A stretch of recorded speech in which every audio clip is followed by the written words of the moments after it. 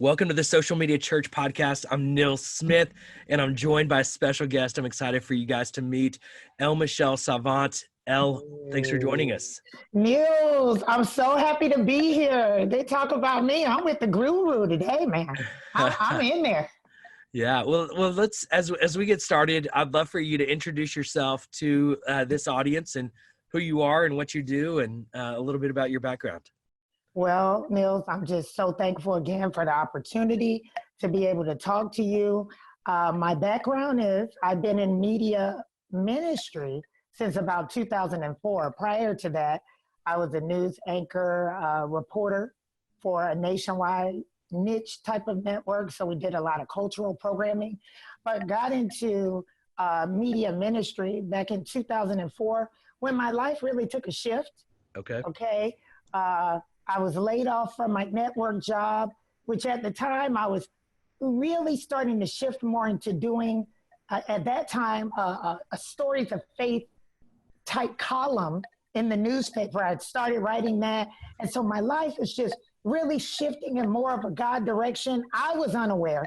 You know, I'm not really from a family of ministry leaders. We had a respect for God, but weren't in ministry leadership. So for me, as the shift was happening, I obviously didn't even know what was going on. My aspirations were to be like a CNN news reporter, foreign correspondent, but I found myself in a place where I wanted more. I knew I wanted to tell stories and things like that, but some of the lifestyle, my life was changing. So in 2004, when I was laid off from my network job, I was laid off on a day where I was also asked to do a welcome at a church. Okay. Yep. You might guess that welcome went on pretty long that day, my friend, talking about the goodness of God anyhow. Okay. Yep. And from that point on, I just really started working in radio ministry, had the same type of heart I did as a journalist. And from that point forward, seemed to always find myself working with a new tool, a new platform, just something new, a new way of communicating. Yeah. And so for me, that's how social media came about. I was already in the vein of new and emerging media and not even really understanding that was just kind of the way, part of my divine design. And so social media and just trying to find, better ministry tools to get the message out became my passion. And here we are today. I love it. What, as you got into social media, I'd love to hear what platforms did you get on? What were some of the initial ministry highlights that you saw? What were maybe some ministry failures that you experienced? What was that journey into digital ministry?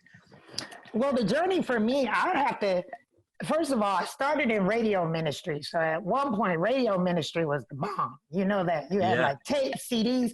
So if you were on the radio, it was like you had a cell phone. You got a radio ministry. And then, boy, if you were on TV, you were really doing it. But for me, I had a particular affection for the web. And so I would always work with these new web designers, but always wondered, like, this price point is so high. And then if I can't reach them and lose that content, I have to go to someone else and I don't have that content anymore. So first things first is I started to work on WordPress and learn how to build websites, just specifically for our church. From there, my first platform, and I believe this was 2009, was Facebook. It was absolutely Facebook.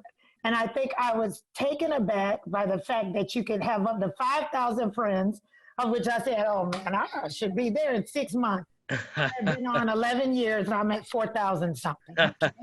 But they're legit. They're legit, legit for the friends. most part. You know what I mean? But it really started with Facebook and just seeing the power of community. And from that point, I really never looked back. But it just started off me saying, taking the gospel to the web is where we got to be. That's where we need to be. Yeah. I love it. I think as I think about the learning takeaways for our listeners, what I hear consistently and what I experience myself is you saw the opportunity, and it takes a visionary, but you didn't know how the internet worked. You didn't know your strategic plan going into it. You jumped in, figured it out as you went. And I think ministries today that still are considering jumping into and using social media feel like I've got to have a strategic plan. I've got to have a real, I've got to understand it all. And the best way to understand it, and like just jumping into WordPress and building a website, it helps you understand the infrastructure of the internet, which helps you better understand how to better use Facebook. And I think there's some of us that got in early that better, just because we've done it for so long, understand it. But there's some that are just now beginning to embrace social media and embrace new technology. And it's not too late. And the truth is, it's not going anywhere. So you need to just jump in, and you're going to figure it out. The more you do it, the better you're going to figure it out. Yep. And that's it. And so even you and I know we endeavored to do a talk recently that I learned there had been some changes on the platform. Yeah, that's the way it works. I almost wanted to fold. I almost felt what other people feel when they say, "L, I just can't do it." Yeah. But because of our real passion for connecting with people in this way, it wasn't a failure, it was a learning point. Yeah. And that's something that I try to, impress upon anyone who I have the opportunity to work with. It's not that you have to be this social beast, or people say, "Man, I'm with the guru now." No, you're just with someone who, when they can't figure it out, just keeps trying until they do. Yep. And then we write it down, right, Nils? We write it down so when someone asks us, we can do a quick reference. You know how we figure these things out? By failing. And I think those people that didn't fail, they didn't get anywhere either, because they didn't even try. And I think because you and I tried this, and neither one of us, you and I both live in social media, neither one of us knew that Facebook had changed that yet. But because we were doing it, we knew. Now I'm going to tell ministries and clients, don't do this now, because we tried it. I probably would have told ministries, you need to just do this. And the reality is, whatever your plan is today, it needs to change tomorrow, because this space is changing. But don't wait till tomorrow to develop your plan, because it's going to change. Take advantage of today and adjust tomorrow. And you've got to flex in this always changing world. I'd be curious to know what platform today is your favorite platform personally to engage on, and maybe which one do you feel like has the best ministry engagement opportunity? I personally love Instagram. I love Instagram. Yeah. I mean, I started last year on this whole, I am doing straight up Instagram, mastering Instagram. I love it. I love the ability to just connect. I am an Instagram person. I love lifestyle, and I'm very heavily interested into Christian lifestyle. I love to see the pastors preach on TV, but then I love to go to your Instagram and see, have you cooked lately? Like, what are you doing? Like, what is your interest? Okay. So for me, Instagram, I would say for ministries, I still do feel like Facebook dominates, but I feel like Insta is coming. I feel like Insta, first of all, let me clarify with Facebook.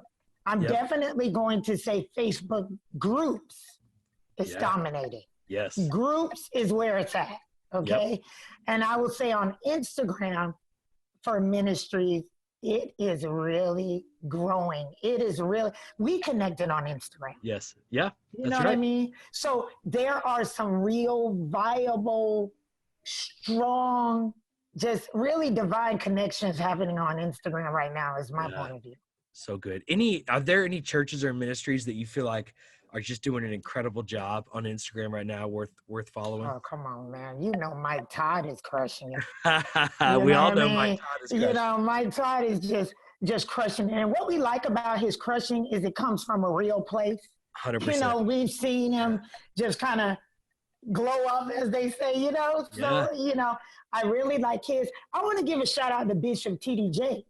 Yeah. Whoever is on his Instagram with him right now, it seems like pretty consistently over the past few weeks, he's been taking a picture before going to church, just kind of showing you what he is wearing, showing you to his baking capabilities. Who knew he could bake so well?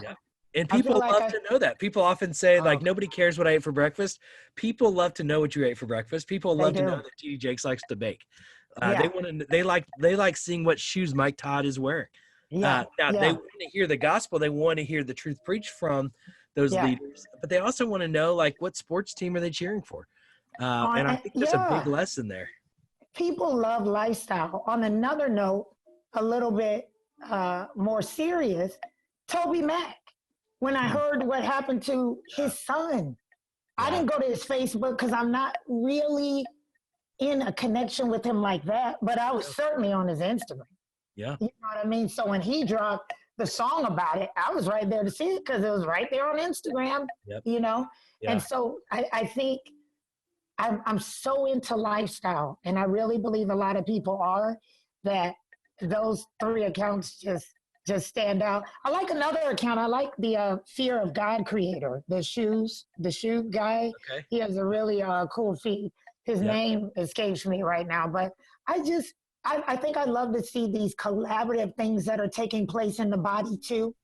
That are this go into all the world thing that's really happening Yep. that you can see showing up on Facebook. Tasha Cobbs has a good page. Well, I can go on and on, but yeah, I love to watch the lifestyle. Yes. Yes. I want to just reiterate, and you had no hesitation saying Mike Todd, and Pastor Mike's a friend of mine, and he is so worth following. And a lot of pastors feel like, I don't have time for this.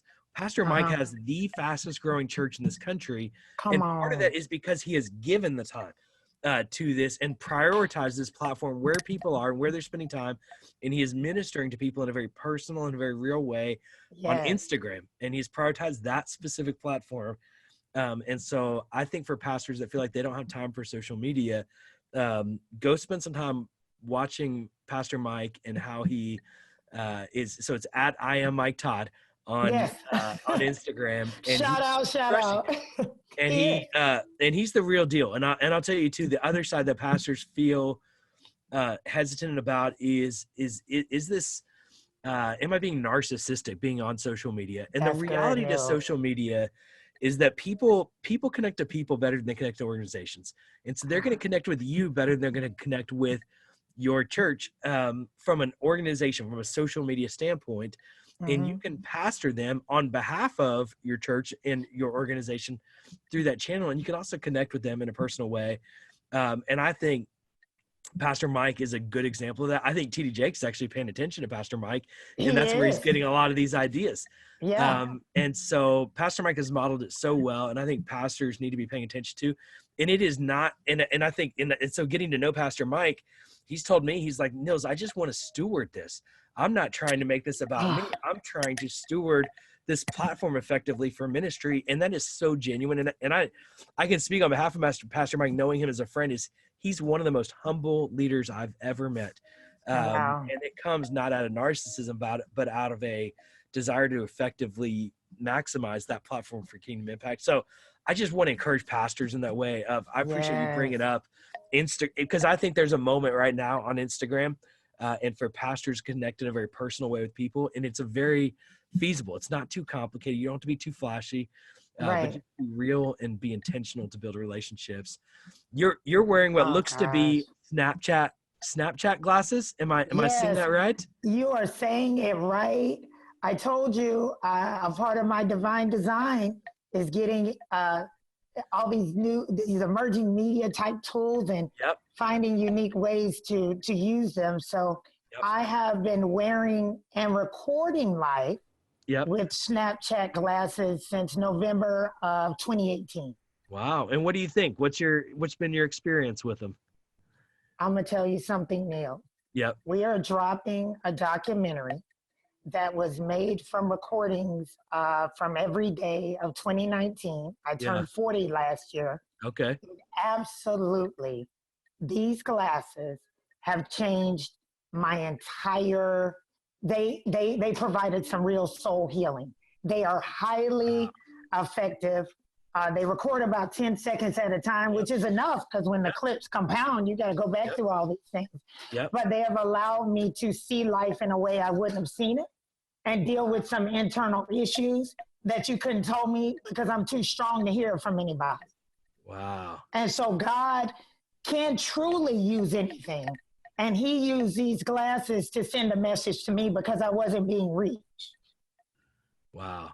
I wasn't being reached. Can you expand on that a little bit? Like, because a lot of people feel like social media is the most unhealthy thing in the world. You're telling me that social media brought emotional health to you personally?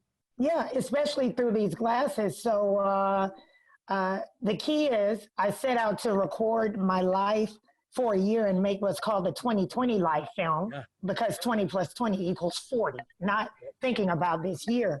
Yeah. But when I went back and looked at the clips, first of all, it changed my mind.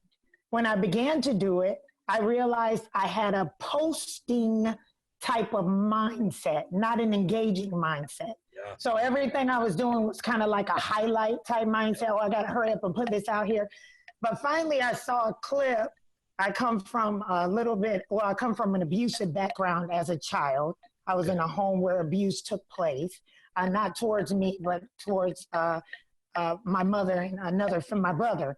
Yeah. And so I didn't realize I was operating in some of the same abusive cycle until I looked at some footage on the glasses that was captured of me interacting with my son. And I said, where have I seen that face before? And I put it side by side with the picture of myself when I was younger, and it was the same face I would make looking at my dad. Wow. And so for me, it illuminated some things about myself, caused me to do more self-reflection, not be so post-oriented, but to be engaged in a moment where I could understand that whatever's happening is just not for me to show, but for me to receive. Yeah. And so I had a year of really soul healing that these glasses were used for. I want to note, though, it's all the anointing. Because when I talked to Snapchat about it, they said no one has used our glasses like this. So they're now totally on board with the film to see it. So we got to kind of understand this. It's not the tool that's bad. People use tools. Yes. It's how the tools are used. So instead of us saying, I'm not going to get on Facebook, it's of the devil. It's not the platform. Yep. People can be operating and have motives that are not quite God.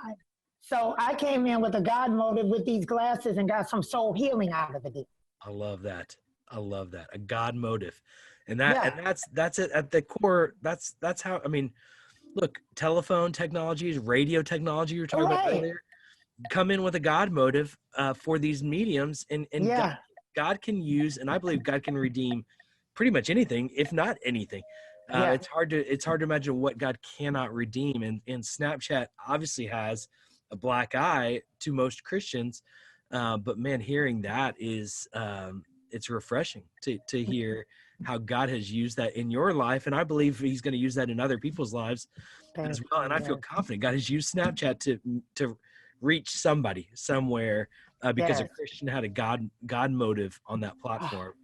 And I think humans naturally have human nature to abuse things.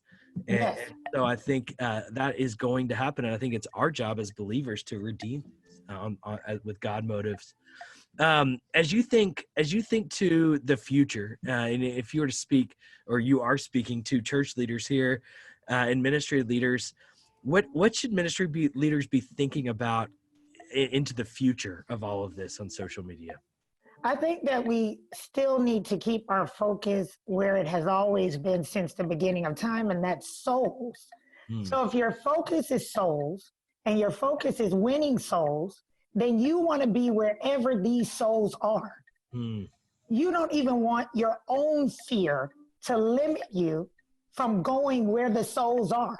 If the souls are on Facebook, if they're in the Facebook community, if the souls are on Twitter, if the souls are on Snapchat for you, if the souls are on Patreon, if the souls, wherever the souls are, if they're in the blog, Instagram, wherever the souls are, wherever the people are, go ye into those places and win some souls.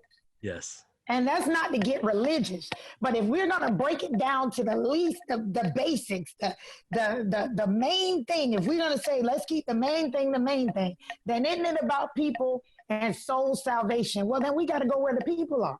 Yeah. How many more people can you reach beyond what you can see or touch with your own hand? Yes. Let's start with this and let's reach some people. Let's reach. So good. So then the question I have off of that, and I love that, is TikTok is the fastest growing social media social network maybe ever. 850 million active users now. 600 million of those are in China. Wow.